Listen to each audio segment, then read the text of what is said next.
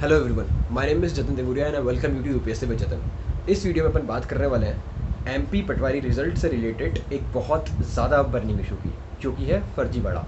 तो क्या लगता है, फर्जीवाड़ा हुआ है कि नहीं हुआ है? तो जैसा कि आप सबको पता होगा कि एमपीएसबी ने अभी बहुत रिसेंटली टॉप 10 रैंकर्स की लिस्ट आउट करी है, जिसमें से 7 रैंकर्स ग्वालियर से हैं। इससे पहले मैं ये वीडियो बनाने से बच रहा था क्योंकि मैं कोई भी डिसीजन बहुत ज़्यादा कम एविडेंसेस के बेसिस पे नहीं लेना चाह रहा था और जस्ट मीडिया ट्रायल्स के बेसिस पे नहीं लेना चाह रहा था। बट अब मुझे काफ़ी ज़्यादा श्योरिटी खुद से हो रही है कि हाँ, यहाँ पर फर्जीवाड़ा हुआ है, यहाँ पर देयर इज़ अ स्कैम। और इससे बस उन लोगों को नुकसान नहीं हुआ है जिनका सिलेक्शन नहीं हो पाया है, इससे नुकसान उन सभी लोगों का हुआ है जिनका सिलेक्शन हो गया है। क्योंकि अगर स्कैम नहीं होता तो देयर वर हाई चांसेस कि आपको जो पोस्ट मिली है अभी, उससे भी आपको काफ़ी ज़्यादा बड़ी पोस्ट मिलती।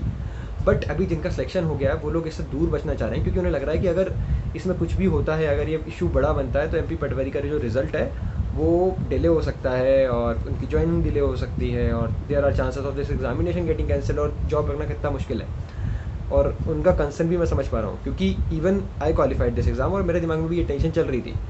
बट अगर आप गलत के खिलाफ नहीं खड़े होंगे तो there is no point in getting this particular job. क्योंकि अगर आप अभी खड़े नहीं हो रहे हैं तो जब आप सिस्टम में जाएंगे और करप्शन देखेंगे और वहाँ पर भी आप खड़े नहीं होंगे, और then you will follow the particular trend और आप वहाँ पर जाके भी करप्शन करेंगे और उससे कुछ फ़ायदा नहीं होने वाला है।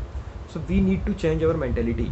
अपन को ये डर से बाहर आना पड़ेगा and we need to fight. क्योंकि ये सोच को चलो ना यार कि अभी शायद आपको पटवारी मिला है तो देयर पर हाई चांसेस और आप पोटेंशियल रखते थे कि आप एडी उठा लो। एक तो यहाँ की नॉर्मलाइजेशन ठीक है, वो ठीक है, माना। बट स्टिल मतलब अगर स्कैम जैसे इतनी वैकेंसीज थी आपके पास, उसमें से आधी वैकेंसीज तो ये स्कैम के चक्कर में चली गई। जिन बच्चों ने ना मेहनत करी ना कुछ करी, यहाँ पर 5-5 6-6 साल से लोग बस सुसाइड करने की स्थिति पे हैं, उनके घर पे कमाने के लिए नहीं है।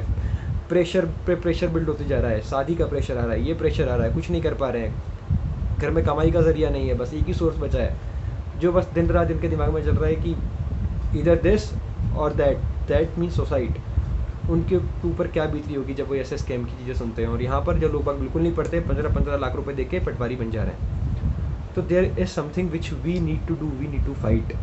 तो इससे रिलेटेड अपन क्या कर सकते हैं? अभी मेरे दिमाग में भी कुछ छोटी मोटी चीज़ें आई हैं, but still I want you guys to tell me. तो आप कमेंट बॉक्स में लिखिए कि how we can do this.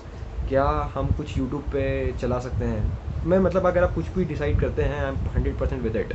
अगर आप बोलें कि अपन शॉर्ट्स डालते हैं जिस पे अपन डालें हैशटैग पटवारी सत्याग्रह और इसको अपन चलाएं, सब लोग चलाएं, तो I am even agree to that. तो कुछ ना कुछ तो करना पड़ेगा।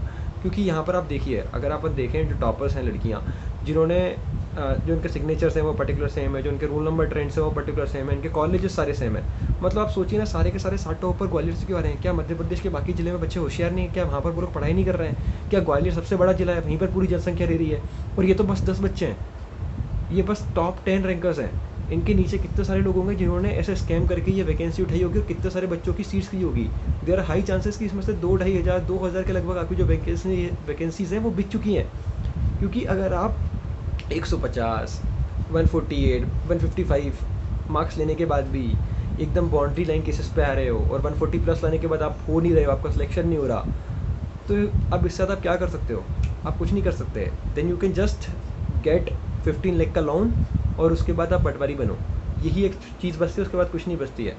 तो क्योंकि अगर ये अभी हुआ है, अगर आपने यहाँ पर जाकर फाइट नहीं किया, तो ये चीज़ सेम चीज़ रिपीट होगी एमपीएसआई के पेपर में, ये सेम चीज़ रिपीट होगी कांस्टेबल में, और ये चीज़ चलती रहेगी। क्योंकि these are the earning sources. अगर ये नहीं होंगे तो पैसा नहीं आएगा उनके पास। तो डेफिनेटली अब ये समय नहीं है कि अपन बैठे रहें और बस सोचते रहें। It's a time to do something. तो कुछ भी मतलब अपने साइड से मैं ये नहीं बोल रहा हूँ आपसे कि गो ऑन स्ट्रीट्स और वहाँ पर जाके आप आंदोलन लगा रहे हो, वायलेंस कर रहे हो, कुछ नहीं कर रहे हो। We can follow Gandhian approach, जहाँ पर आप कुछ भी एक डिजिटल टेक्नोलॉजीज का यूज़ कर सकते हैं। अपन अभी घर पर बैठे बैठे आप you can protest right in your own way, जहाँ से अपन पास एक अट्रैक्शन अवेयरनेस खींच सकें लोगों की, और फिर इधर जाके कुछ एक्शंस हो। यहाँ पर इंक्वायरी बैठे जो मालूम करे कि हाँ सही में यहाँ पर स्कैम हुआ है कि नहीं हुआ है, या फिर जस्ट बस हम लोग गलत गैस कर रहे हैं अभी, या फिर उन लोगों ने सही में पढ़ाई करी है, या फिर सही में वो स्कैम हुआ है और आपकी वैकेंसी आपसे छीनी गई है, आपकी पोस्ट, आपका ड्रीम आपसे छीना गया है। So that's it in this video. आप प्लीज़ कमेंट बॉक्स में मुझे बताइए कि what we need to do and आपकी इस पर क्या थिंकिंग है, क्या सही में यहाँ पर स्कैम हुआ है कि नहीं हुआ है। And if you have any evidences please to let me know. अपन उसके ऊपर वीडियो बनाते हैं and make this issue big now, because अब और अत्याचार नहीं सहेगा इंडिया।